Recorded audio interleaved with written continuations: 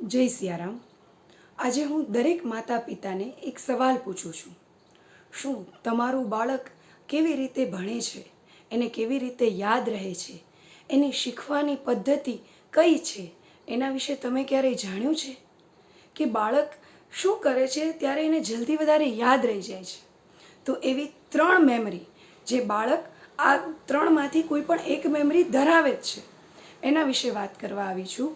તો તમે તમારું બાળક આમાંથી કઈ મેમરી ધરાવે છે એ જાણો અને એ પદ્ધતિસર એને અભ્યાસ આપો, એને શીખવો, તો એમાં બાળકને ચોક્કસ સફળતા મળે છે।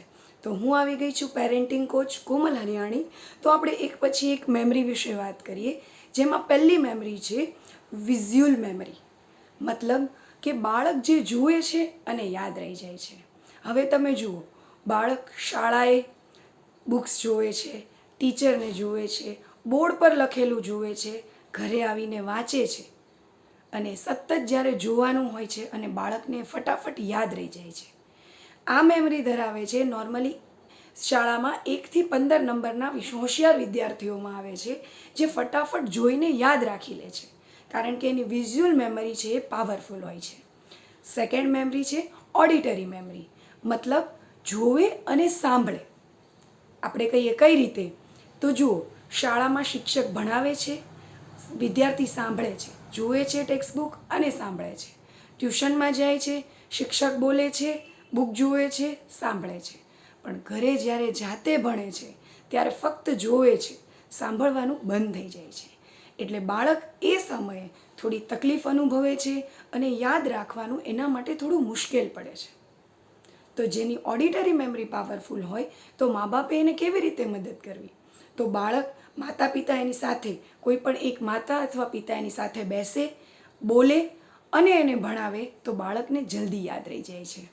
અને થર્ડ મેમરી છે કાઇનેસ્થેટિક મેમરી, મતલબ કે બાળકને વારંવાર રિપીટ કરવું પડે છે। શાળામાં ભણાવે યાદ રહે, ટ્યુશનમાં ભણાવે યાદ રહે, ઘરે માતા પિતા ભણાવે યાદ રહે, એટલે વારંવાર રિપીટેશન કરવાથી એને યાદ રહે છે। ઘણીવાર તમે જુઓ, શિક્ષક શાળામાં ભણાવતા હોય તો ઘણા વિદ્યાર્થીને 1 કરે એટલે એને આવડી જાય, જુએ અને 1 યાદ રહી જાય। જે ઓડિટરી મેમરી છે એ બોલે 1 એટલે યાદ રહી જાય, જ્યારે જે કાઇનેસ્થેટિક મેમરીવાળા છે એ લોકોને વારંવાર યાદ રાખવું પડે છે, ઘૂંટે અને લખે 1 1 1, એ રિપીટેશનથી એને જલ્દી આવડી જાય છે। તો તમારું બાળક છે એ કઈ મેમરી ધરાવે છે અને એને કેવી રીતે શીખવાડવું, એ પદ્ધતિ જો તમે અપનાવશો તો બાળક જલ્દી યાદ રાખશે અને એને સફળતા મળશે।